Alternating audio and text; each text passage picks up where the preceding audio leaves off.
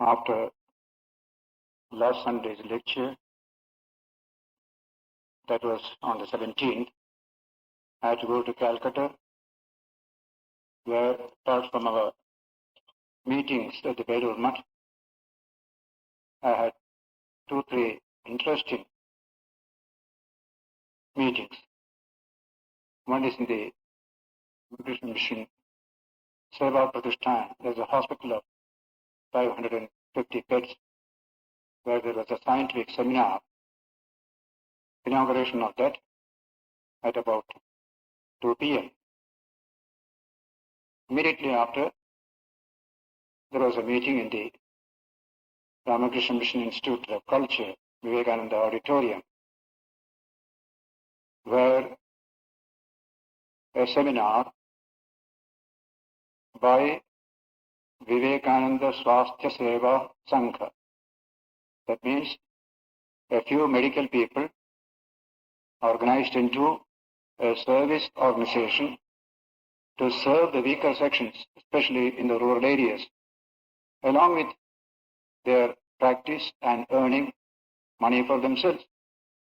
Inspired by Swamiji's idea of service, that was a very wonderful experience for all who participated.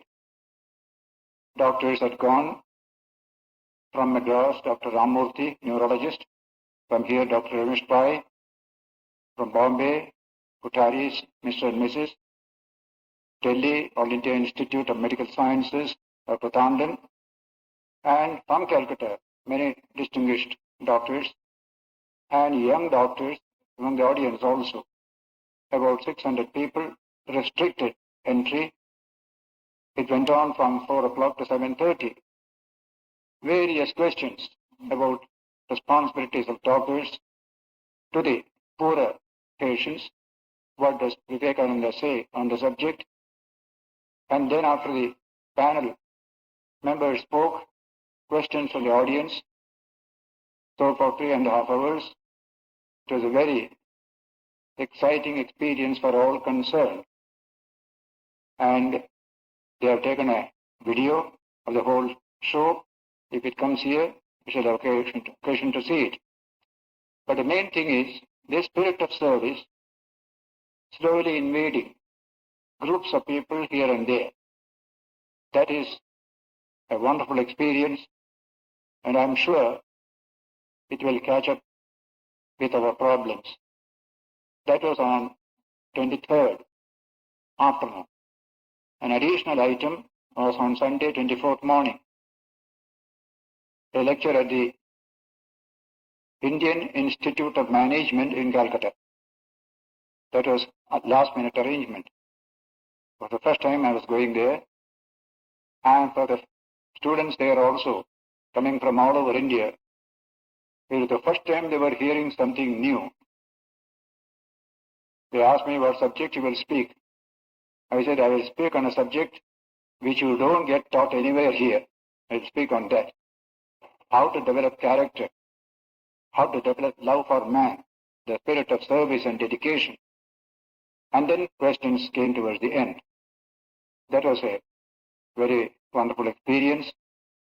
Then Sunday evening, a Bengali lecture in one of the ashramas, where in a house about 600 people had gathered, first floor, second floor, third floor, arranging all here, there, everywhere. That was also a very happy experience. Many devotees had gathered together there, and I spoke on Sri Ramakrishna. So all this was a wonderful experience, along with the meetings at the Belur Mutt and meeting with so many people. I was to return on Vyasa Purnima day, 29th, but I finished meetings earlier, came on 28th itself, so that I could be here for this spiritual retreat that we had about 180 people on 29th morning. Today we have to begin the second chapter of the Gita. Before entering into it, I wish to point out a small correction in what I said last time, dealing with the word Vragodara, the name of Bhima. In verse 15, I had referred to Mrga probably as a pig or something. Actually, it is a wolf. His hunger is like a wolf. He could eat and digest everything. That is Bhima, so Vragodara. And second was verse 17, where Drishtadyumna is actually the son of the king of Drupada, Panchala. That is Drishtadyumna. So these two corrections are needed, and because I suspect that it was not correctly put on the 17th evening lecture. We left Arjuna in the last verse of the first chapter, sunk in the chariot, completely depressed. The language used in the last verse is very, very expressive on this question. The chapter itself is called Arjuna's grief or depression. Arjuna Vishada Yoga. The last sloka Sanjaya said, Evamuktu Arjuna Samkhya Rathopastha Upavishat. Having said this, in the midst of the battle, Arjuna sat down in the chariot, sank into the chariot. Generally, when they fight, they stand up. That was the custom in those days. Standing up and fighting. Sitting down means no more fighting. So Rathopastha Upavishat. Visrijya Sasharam Chapam.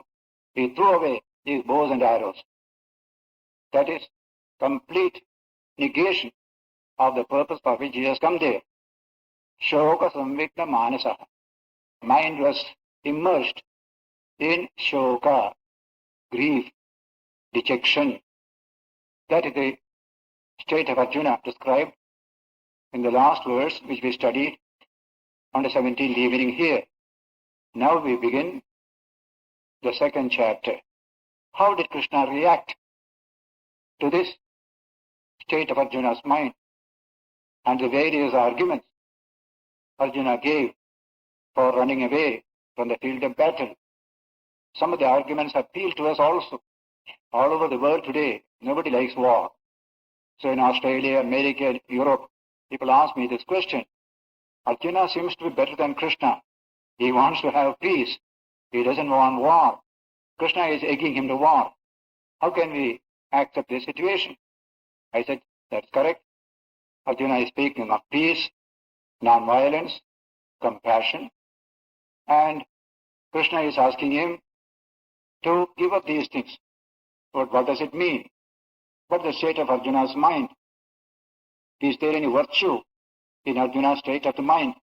Is virtue weakness? Is virtue nervous breakdown?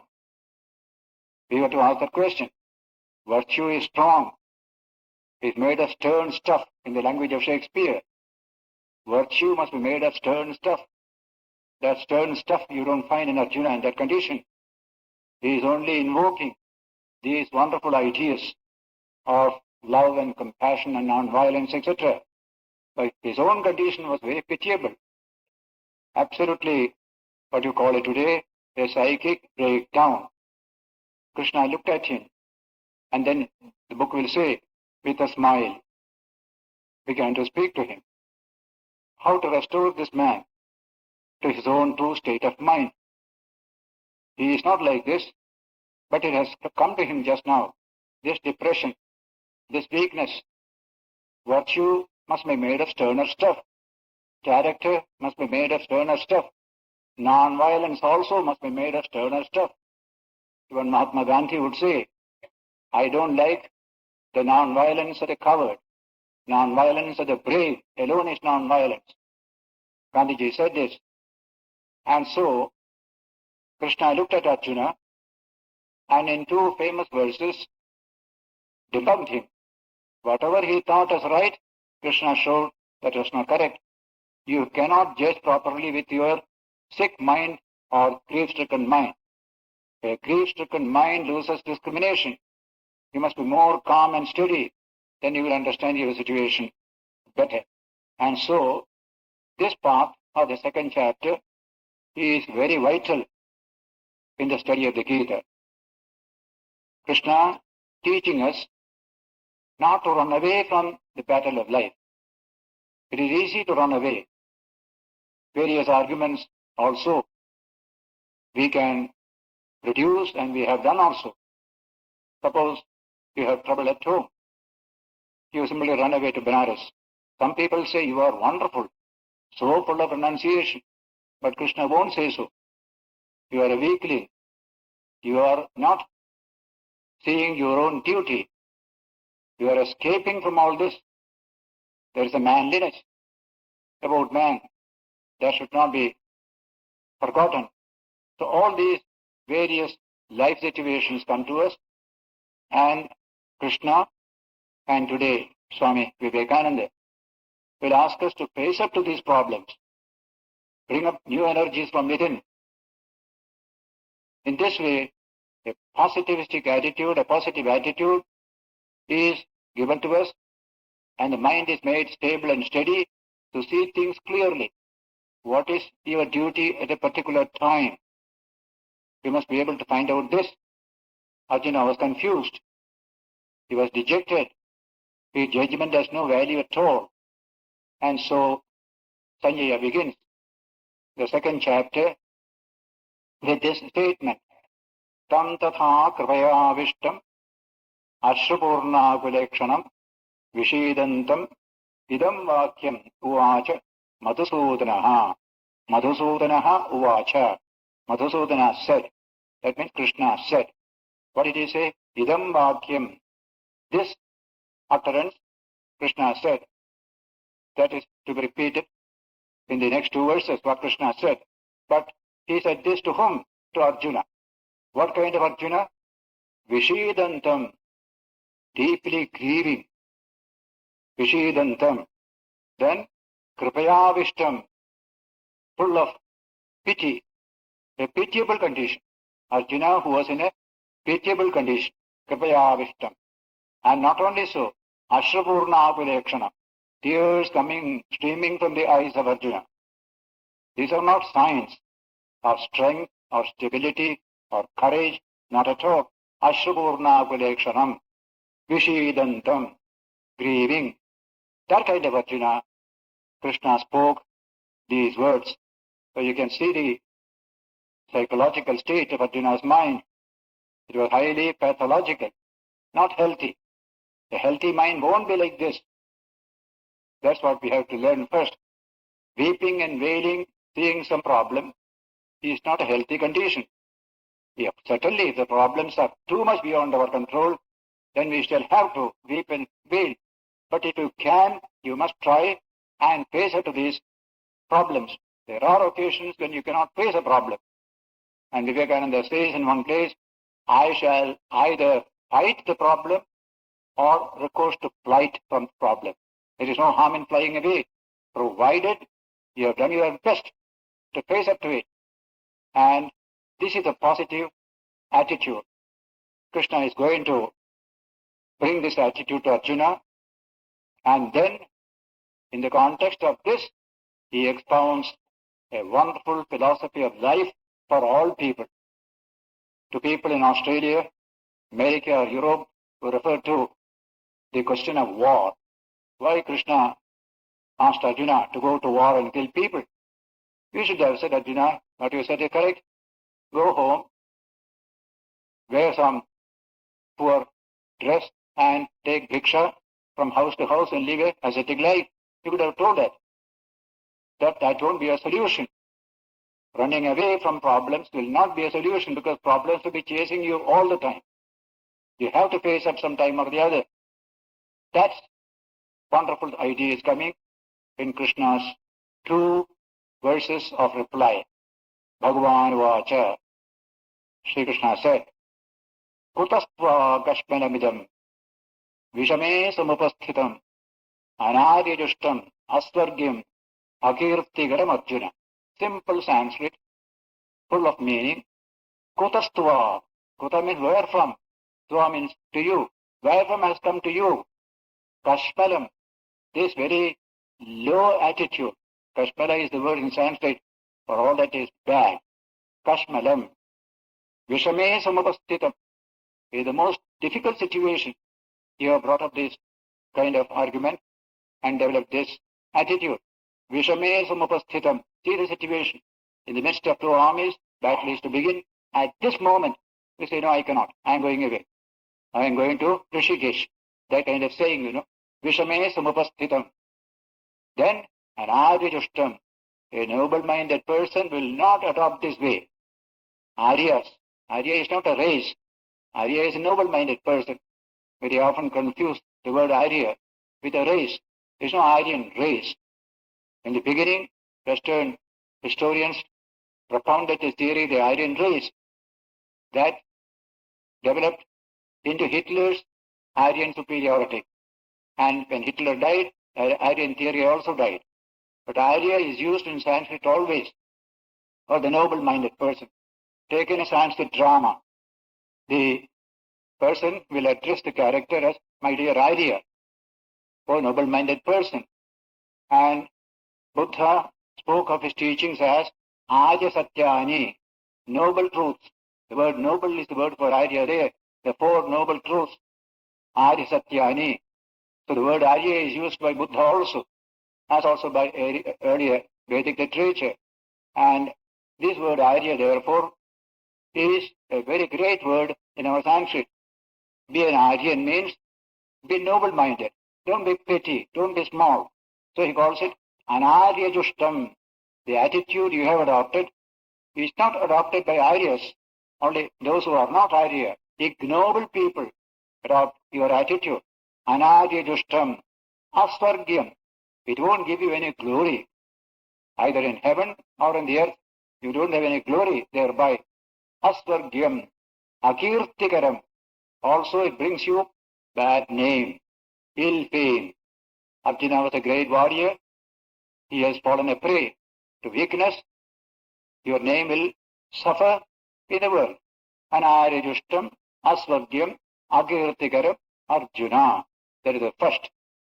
Something like a shock treatment to Arjuna. In our mental breakdown, nervous breakdown, we are given shock treatments. So here is Krishna's shock treatment to Arjuna, the first one. Arjuna never expected. He expected Krishna would pat on his back. Arjuna, you have done well. You are such a noble soul, having compassion to everybody. Don't want to kill anybody. You would rather be a mendicant than be a fighter. All that was expected by Arjuna did not come from Krishna. He scolds him, gives him this kind of shock treatment. That is negative. Now comes the positive. Krishna is saying in the next verse, Klaipyam masmadama partha, naitatvai upapadyate, kshudram hridayadaurbalyam tektva uttishta parantapa. That is a powerful verse. Klaipyam, mean chicken-heartedness, you can say, weakness. That's called Klaipyam. Absolutely no strength, no manliness, nothing in it. Masma gamapartha. Don't fall a prey to this meanness, this chicken-heartedness, O Arjuna. Klaipyam masma gamapartha. Why? Naidatvai upapadyate. Doesn't befit you. You are so heroic, you are so noble, you are so great. This behavior doesn't befit you. What a wonderful idea. This wonderful suggestion. Naitatvai upapadyate. Whenever I read this part of the verse, I like this wonderful sentiment. Parents telling children, it doesn't befit you. You are so good, you are so noble. The way you behave doesn't befit you. That will bring the best out of a person. So this concept of Naitatvai upapadyate, it doesn't befit you, can be an educational maxim for parents and teachers with respect to children, and generally for men and women when they deal with each other. This behavior doesn't befit you. That means you respect the person. He has forgotten his true nature. He is doing something below his dignity, his own natural state of mind. So this appeal is a positive appeal. It has the power to evoke the best in you, in best in the listener. Naidattvai upabhadyate. So Krishna is telling Arjuna, this is not your true form. Some Maya has come upon your mind. This weakness, this dejection, this what you call nervous breakdown, that's not your true form. When we have a nervous breakdown, how weak we become. Like a baby. I had to deal with a very close friend, principal of an engineering college, noble-minded person, highly respected by all the students and teachers. When I was in Karachi, he got nervous breakdown. The condition was just like a baby. Absolutely no strength, no energy, no courage. Can't meet anybody. He won't go to college. He will live at home. I took him in the car, took him to the college, engineering college, made him sit on the principal's chair. You run this college. You are such a great soul, so noble.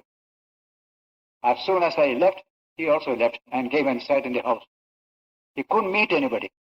But after 6 months, everything changed. All strength came back.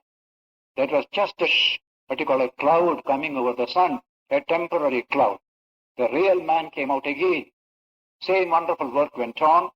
He built and developed 2 more engineering colleges after partition within India. Later on he passed away. I have seen this condition, nervous breakdown, you become nobody. Your old self is dead. Actually it is not dead. It is there.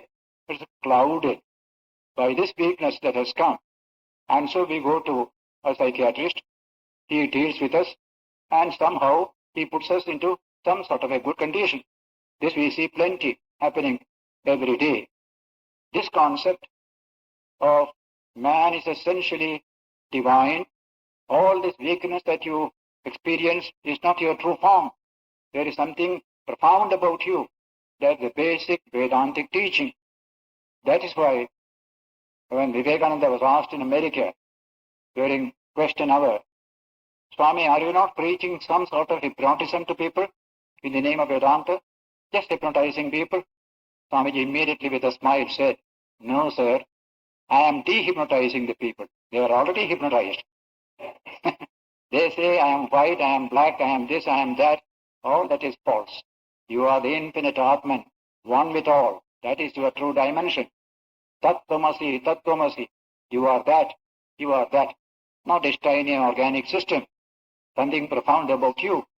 So all education has this quality. It dehypnotizes you. Some weaknesses come. And we say that's not your true form. You are essentially strong. You have the infinite strength behind you. How do you know how many varieties of energies and strengths are within you? You don't know. Therefore, don't despair. You can't get out of this difficulty. There is strength hidden within you. There's a positive attitude Vedanta proclaims to everyone. Here Krishna stands on that pedestal and then addresses Arjuna and says, Naidattvai upabhadyate. It doesn't befit you. It's just a temporary aberration of your mind. A little cloud has come there and the sun has become dark. Sun is still there. Cloud can go and sun can shine once again. That is how you deal with human weakness. We are not essentially weak. We are essentially strong. But when we don't realize this truth, we weep and weep and weep for every problem. Like children, for example. A little problem, somebody snatched away something from the hand, he goes on weeping. His only language is weeping. Nothing else is there. We become children. Even grown-ups become children. And Swami Vivekananda's diagnosis of India during the last several centuries is a nation constantly weeping, weeping, weeping. Then he said, no more weeping now. We have wept long enough. Stand on your feet and be men. This is a famous passage in Vivekananda literature. For everything we wept. The whole nation has been weeping due to a sense of inadequacy with respect to the environment. We didn't know our own strength. Slowly that is changing. Problems are there, yes, but I shall find resources to deal with these problems. In this way, that weeping state of India is changing now. No more weeping. We shall have to manifest our strength, face up to these problems. So Vivekananda said nearly 88 years ago, we have wept long enough. No more weeping now. Stand up and be men. Don't weep even in joy, he says. Weeping is no virtue. And so, when I went to Jakarta, 1963-64, Vivekananda centenary time, Dr. Sukarno, president, he wrote a foreword to a book on Vivekananda in Indonesian language, Swara Vivekananda. Swara means, in Sanskrit, sound, musical sound. There it means, Swara means words, words of Vivekananda. Sanskrit is very much in Indonesian language. So words or sayings of Vivekananda. He wrote an introduction. And we were having a 1-hour TV session to release that book. Indian ambassador, Appa Pant also was there as his guest. In that introduction occurs this wonderful passage. Because Sukarno was deeply influenced by Swamiji's ideas from his young days. He always had complete works of Vivekananda in his bedroom. And he told me, you can go to the bedroom, you will find all the volumes are there. I read a page or two every day, he said. So in that passage, the foreword, he says, Swami Vivekananda, what a name. He was the one who taught me how to love my people, how to love my country, how to love the whole world. He was the one who said, then quotation, we have wept long enough. No more weeping now, but stand on your feet and be men. Yours, Sukarno. That is the introduction. That book was in English as well as in the Indonesian language. So this attitude, which Krishna expressed then, found a new expression in our time in Swami Vivekananda. And he loved these two verses very much in his discourse on the Gita.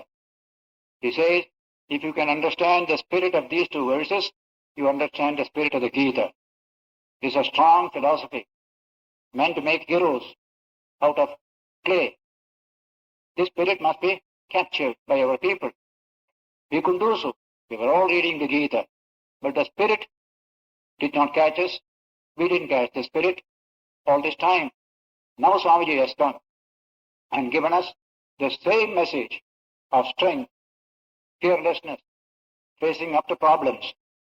And in his lectures in England and America on Jnana-Yoga, he referred to this particular truth in terms of his own experience.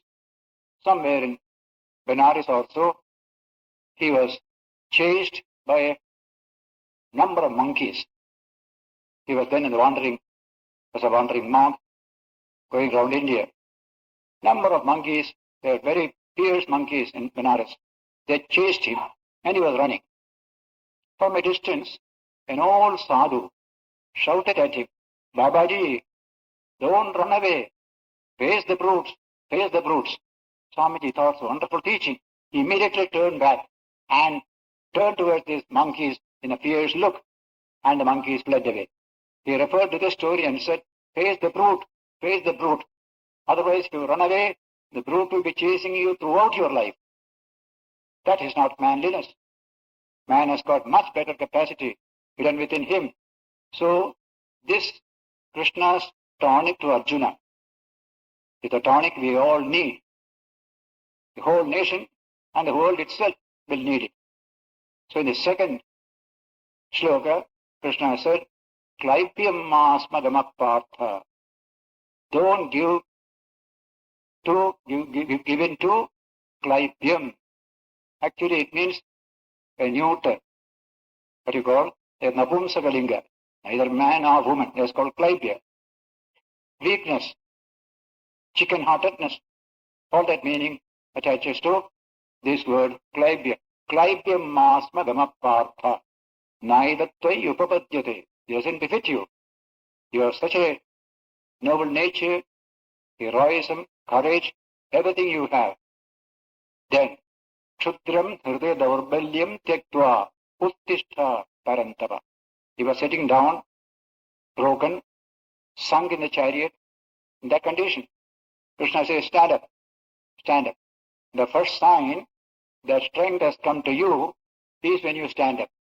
When you are still lying down, that old weakness is still there. So stand up is a big word in dealing with a human being. Stand on your feet. Stand on your feet, be men.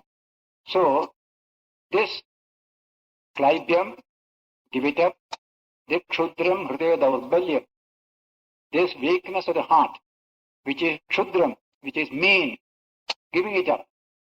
Arjuna, stand up, face up to your problems. This is what Krishna tells to Arjuna and to all of us when we are in difficulties and we don't know our strength, we are stretching, we think we cannot go anymore, or we will break down. Then somebody has to come and give us new strength. That strength is there, but somebody must do the touch. Then only it will manifest. We all need it. In fact, in your life you can see, if a man is weak, you go and strengthen him by a few words, then he really feels stronger. Somebody has come and told something positive, your strength increases thereby. Even appreciating a person increases his strength. It is said in Ramayana, when people were sent to search for Sita here and there, Hanuman was asked, go south, you will succeed. Hanuman took up the job. Then Angada or somebody praised Hanuman. You are such a great soul. You have such great achievements in your life. All that made Hanuman feel greater and greater confidence in himself. In social relations, you can do two things to each other. Either destroy one's confidence or increase that self-confidence. Mostly we have done the negative thing in India. We have destroyed each other's self-confidence. But the other thing is more important. How to strengthen the self-confidence of that individual. Speak of his great achievements, great attainments, this and that. That will immediately make him feel, yes, I can. In the case of Hanuman, it happened. Himself a great soul. But he got new accession of strength when this kind of speech from Angada and others about his own achievements made him feel stronger and stronger. So this is what Krishna is dealing with Arjuna. In this way, stand up, face up to your problems. Don't become weak. Any type of weakness has no virtue about it. One great lesson Vedanta tells us, weakness and virtue can never go together. Virtue is strength. Weakness is no virtue at all. We think weakness is virtue, not at all. Weakness, courage, all these are needed for virtue. Where there is no courage, there is no virtue. That's why virtus, vira. Vira is a great word in Sanskrit, heroic. There only you find virtue. In weak people, where is virtue? So the concept of dharma and then virtue, even goodness, all this must be associated with strength and fearlessness. Then only they become positive. We somehow did not do so. Any good-for-nothing person, we will say he is a good man. That's very often we find a good-for-nothing person is a good man because it doesn't harm anybody. That's the idea. It doesn't harm anybody. A good boy, harmless. He has not the power to harm anybody. So where is goodness in it? Where is virtue in it? So this is how our judgment went wrong for a few centuries. That's why I sometimes tell people coming and saying, if there is a good-for-nothing boy in one's house, the parents will come to the ashram, Swamiji, here is a boy, take for sannyas. It will be very good for you. That is not good for the world. It's not good for here also. That they forget. So, our whole thinking has been defective in this matter. That heroic attitude was not there. Strength and fearlessness was not there. And today Vivekananda comes and preaches only this one message, strength and fearlessness. Abhi, Abhi, Abhi. Jawaharlal Nehru writes about this message of Swamiji in his discovery of India. He gave a spirit of courage to our people, a strength, a spirit of manliness. That's the biggest contribution from a great teacher. And so, we need this kind of teaching today in a big way. In olden days, Krishna gave it. Very picture of strength, picture of fearlessness. And the whole of Vedanta is a message of strength and fearlessness. Never you will find any stress on weakness in Vedanta. Always Abhi, Abhi, Abhi. Abhi means be fearless, be fearless, be fearless. Brahman is Abhayam. God is called Abhayam. What is the name of God? Fearlessness. And when you attain God, you become fearless. So, Abhayam vai praptosi janakaha. Brihadaranyaka Upanishad says, Yajnavalkya, telling to Janaka, the emperor, Janaka, you have achieved the state of fearlessness. That is your spiritual development. Through fearlessness, you develop spiritually. Through weakness, you never. Animals are all weak. They are creatures. Man can become fearless by realizing his own true nature. So this one virtue, Vivekananda says, from every page, the Upanishads preach only one message to me, fearlessness and strength. Are you strong? Are you strong? Then he adds, the human heart asks this question, are there no human weaknesses? Vedanta says, yes, there are. There are human weaknesses. But can you remove weakness by weakness? Weakness can be removed only through strength. Dirt cannot wash dirt. Only pure water can wash dirt. So, another weakness cannot remove the existing weakness. Strength alone is the remedy for the world's disease. That is the message of Vedanta. The more spiritual you become, the more fearless and strong you will become, and the more compassionate you become. You combine two great virtues, fearlessness and compassion. In all the Indian literature, you find this confluence of two difficult virtues, difficult to coexist, intense fearlessness, intense compassion. You can be fearful so that others are frightened of you, or you can be so weak, anybody can frighten you. These extremes we have seen, but this rare combination is highlighted in the whole of our great literature. And in this very book, when you come to the 12th chapter, Krishna will tell it, who is my true devotee? The one who is strong and fearless, and yet he is compassionate to all beings. Nobody need fear him. He doesn't fear anybody, but nobody need fear him also, because he is so gentle. That is the sign of spiritual growth, spiritual realization. So that the whole subject of man, his growth, development, fulfillment, is what Krishna is handling in these 18 chapters. As I told the Australian, American, other friends, war is only in the first chapter. Afterwards, you don't remember the word war at all. It's only the big problem of human development that Krishna handles throughout. And therefore, this is not a book on war. This is a book of human development and fulfillment. High character energy coming out of the human being. What is the philosophy that will help me to develop that kind of a character? A character which contains these two elements in a confluence, as it were. Intense strength, intense gentleness. These two. Similarly, tremendous broad-mindedness and intensity of faith and conviction. These two also cannot often coexist. I am a cosmopolitan, people say. When you examine, you will find he has no particular conviction. He is all things to all men because he is nobody himself. That kind of cheap cosmopolitan attitude some people adopt because there is no depth. His width is there, but no depth. There are people full of depth, but they are fanatical. They hold to their own, criticize everybody else. That kind of depth you have seen. But Swamiji said, Vedanta wants you to have depth plus breadth, broad attitude and deep convictions. If you can combine these two, then you have the best of character. We shall be deep as the ocean and broad as the skies. These are the words he has used. Can you become so? Then you have the highest character. Vedanta wants to instill that kind of a character in all people all over the world.